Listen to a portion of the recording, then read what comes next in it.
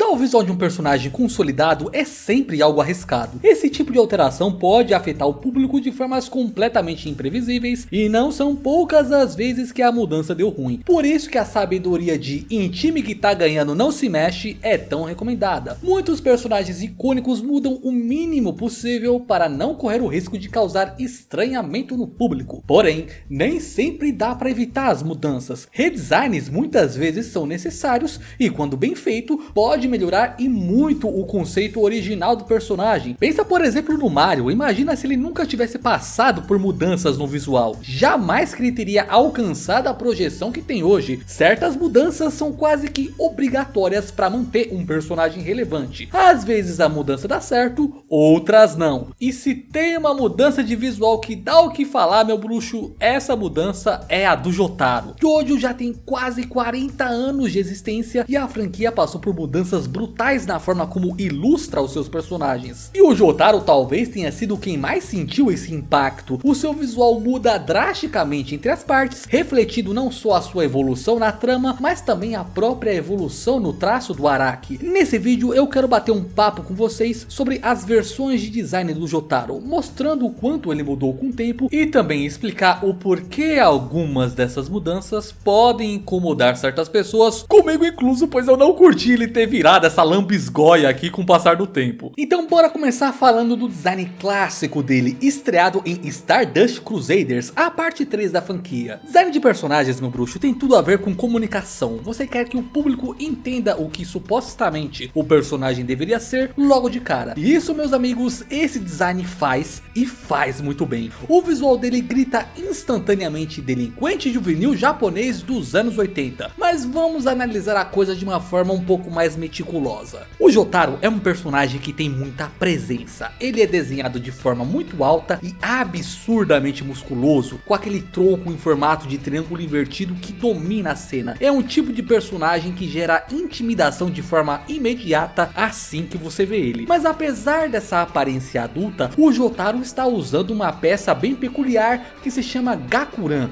o uniforme escolar tradicional no Japão, indicando que apesar dele não parecer, ele ainda é um simples estudante. Uniformes no geral existem como uma ferramenta para apagar a individualidade de uma pessoa, fazendo com que todos sejam iguais dentro de uma instituição. Mas diferente de um estudante comum, o Jotaro não usa esse uniforme como ele deveria. O casaco está aberto, comprido, cheio de acessórios e sendo usado de uma forma bem rebelde e ousada. Toda essa ousadia denuncia que ele segue o arquétipo de delinquente juvenil japonês que é vastamente popular nos mangás. Esse chapéu dele é cravejado com um símbolo de uma palma de mão aberta voltada para frente que é chamado de Abhaya Mudra, um gesto comum no budismo e no hinduísmo, normalmente usado para simbolizar a paz e segurança. Curiosamente também é o logotipo do estúdio do Hirohiko Araki. Mas o que mais se destaca nesse chapéu é que ele é rasgado na parte de trás de um jeito que dá a impressão que ele tá se fundindo com o cabelo do Jotaro, sabe? Em uma entrevista o Araki brincou dizendo que esse chapéu se molda aí nesse jeito esquisito na cabeça dele, pois o Jotaro é um porcão que quase nunca tira esse negócio da cabeça, né? Mas mesmo que não seja intenção, eu acho que esse chapéu rasgado contribui bastante pro design, pois reforça a identidade do Jotaro como alguém brigão e que se envolve em muitas lutas, então ele pode ter rasgado o chapéu em uma delas, né? No geral, o visual do Jotaro ele é muito intuitivo e fácil de ser lido por qualquer pessoa que esteja minimamente familiarizado com a cultura japonesa, já que ele se ancora em arquétipos visuais muito famosos e dá a ele um toque único para se tornar distinto. Agora, os futuros designs do Jotaro não carregam ideias tão óbvias quanto esse. Se a gente pegar, por exemplo, o design do Jotaro na parte 4, ele tá ali na casa dos 28 anos e é um biólogo marinho, mas a gente não consegue extrair tantas informações narrativas do visual dele. Eu já vi gente dando ali algumas ideias que pra mim são mais hiperinterpretação do que qualquer outra coisa. Não, pô, essa roupa aí que ele tá usando é pra simular um jaleco de cientista, tá ligado? What?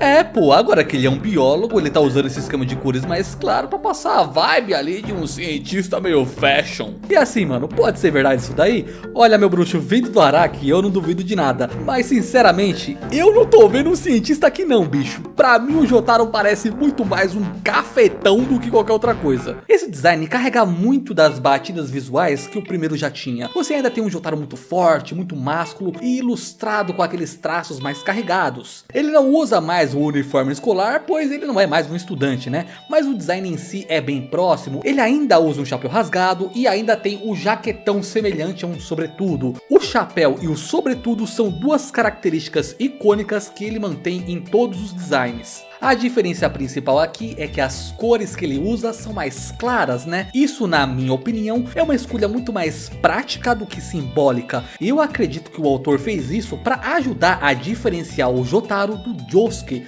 pois o Josuke usa ali um uniforme escolar bem escuro, e se o Jotaro usasse roupas na mesma vibe que ele tinha na parte 3, os dois poderiam ficar muito parecidos, principalmente porque no início do mangá, o Josuke bizarramente tem o mesmo rosto do Jotaro, e eles usarem essas cores opostas ajuda a diferenciar os dois, né? Esse design da parte 4 tem alguns detalhes menores que vão mudando conforme os capítulos vão passando. Agora, algo muito mais interessante de você ver nessas pequenas mudanças é como o corpo do Jotaro vai ficando cada vez mais magrelo e esguio a cada uma delas, perdendo ali aquele puta peitoral que ele tinha e ficando ali bem magrelão. Ele também vai perdendo aquele traço de shonen mais oitentista que ele tinha, sendo desenhado em um estilo mais único que o Araki começou a desenvolver justamente nessa parte. O Jotaro também faz algumas aparições ali na parte 5 de Jojo, mas honestamente o seu visual, ao menos no mangá, não mudou muito. Ele mantém ali o chapéu e o sobretudo clássico com um design ligeiramente diferente, e o esquema de cores claras também se manteve. O que chama mais a atenção são as golas do casaco, que são adornadas com um acessório dourado no formato de J de Jojo, enquanto que o casaco em si tem um design um pouquinho diferente e sendo abotoado apenas com um botão.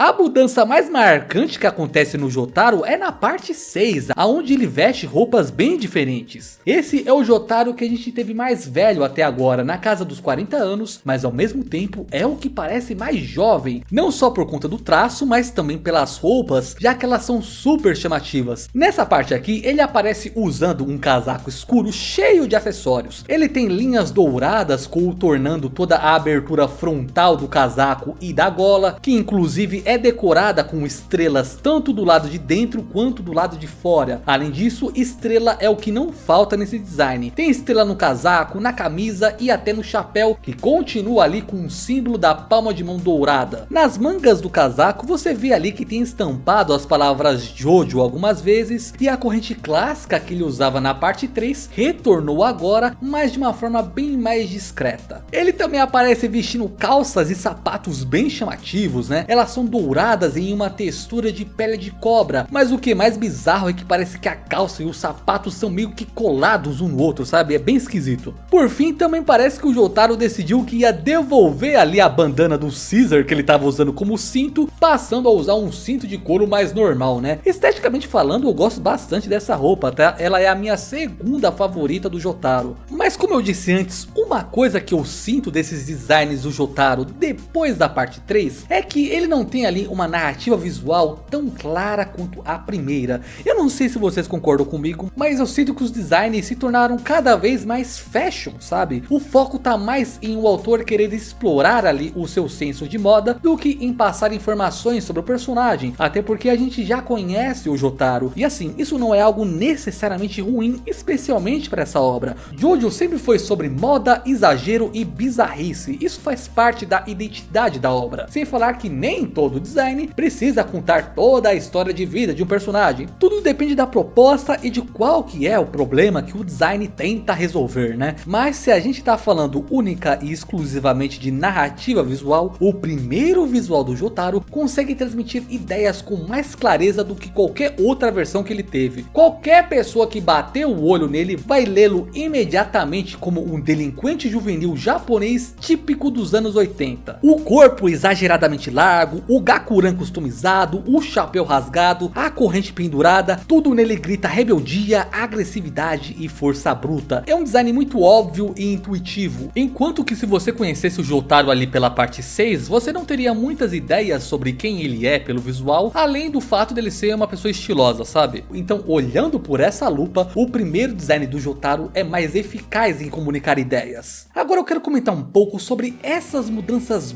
bruscas de design que ele teve e como elas podem impactar o público. Eu pessoalmente nunca consegui aceitar o Jotaro saindo disso e passando pra isso. Cara, não dá. Esse mano aqui pode ser muita gente, mas o Jotaro ele não é. Eu sempre senti que algo não se encaixava nessas mudanças, e não era nem tanto pelo design das roupas. Como eu disse, eu gosto bastante da roupa que ele usa na parte 6. Eu acho que o problema é mais o design do personagem em si, sabe? O que me levou a pesquisar sobre o porquê algumas mudanças no visual de certos personagens incomodam tanto. Ou porque a gente rejeita quando um ator que não tem nada a ver com a aparência do personagem original é escalado para esse papel. A resposta que eu encontrei, meu bruxo, tá num conceito chamado Scheme Violation, ou violação de esquema mental. Basicamente, quando a gente conhece algo pela primeira vez, o nosso cérebro constrói um esquema mental sobre como essa dita coisa deve se parecer. E sempre que vemos uma nova representação daquilo, a gente vai comparar com o esquema mental que já temos na nossa cabeça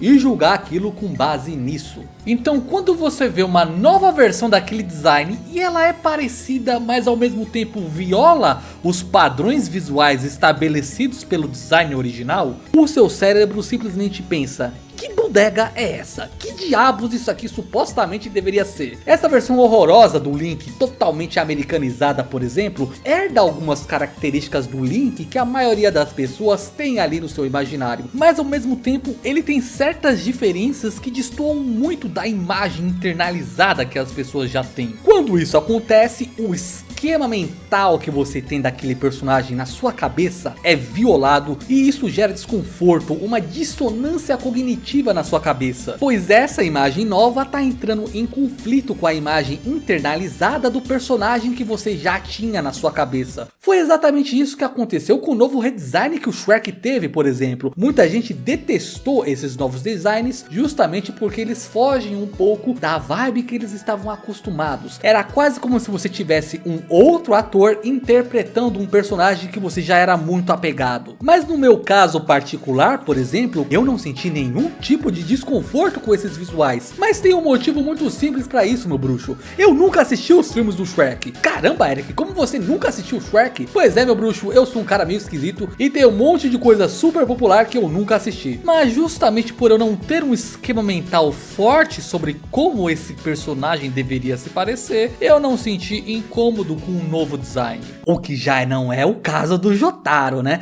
A gente conheceu o Jotaro na parte 3 da franquia, onde o Araki desenhava num estilo que seguia a linha do shonen mais oitentista, muito influenciado por obras como Hokuto no Ken, com traços pesados, sombras densas e músculos absurdos. O corpo dele era basicamente uma extensão da sua personalidade, a de um delinquente super durão capaz de apostar até mesmo a alma da própria mãe. Mas com o tempo o Araki foi evoluindo seu estilo, o que é ótimo. Hoje ele tem uma das artes mais icônicas e autorais do mundo dos mangás, só que quando ele aplica esse estilo no Jotaro, cara, não dá. Esse personagem magrelão e com ar mais andrógeno destoa muito do Jotaro que a gente conheceu. São elementos totalmente opostos do que ele tinha e acaba causando estranhamento em muitas pessoas, comigo incluso. Ah, mas o mangá é do artista, ele faz o que ele quiser, piriri popopó. Eu sei, meu bruxo, o cara é um artista super renomado, muito autoral, e nesse ponto ele tem a liberdade pra fazer o que ele quiser, que o pessoal ainda vai acompanhar ele. Eu só tô explicando o porquê eu e algumas pessoas podem não ter gostado, colocando o sentimento em palavras, saca? Pô, Eric, então o personagem tem que ter o mesmo visual pro resto da vida, não pode mudar nunca pra não incomodar as pessoas. Obviamente que não, né, meu bruxo? Como eu disse no início do vídeo, redesigns e mudanças de estilos são necessários e às vezes inevitáveis, principalmente em mangá, aonde o cara não vai ficar desenhando no mesmo estilo pelo resto da vida, né? Mas quando a gente tá falando de designs icônicos, de muito sucesso e que já são muito queridos, eu particularmente acredito que as mudanças precisam ser mais moderadas, para não entrar em conflito com a imagem que as pessoas já têm daquele personagem, sabe? Mas agora eu quero saber de vocês. Vocês curtiram essa evolução que o Jotaro teve? Foi do seu agrado? Além disso, qual que é a sua versão favorita do design do Jotaro? O meu, obviamente, é o primeiro. Eu acho que ele é o melhor design da franquia, mas eu também gosto bastante das roupas ali que ele usa na parte 6. Eu acho elas bem estilosas. De qualquer forma, escreve aí nos comentários qual que é o seu design favorito dele, beleza? E basicamente era isso que eu queria falar hoje. Muito obrigado por vocês terem me assistido até aqui. Obrigado aos membros do canal por apoiarem o conteúdo e eu vejo vocês no próximo vídeo.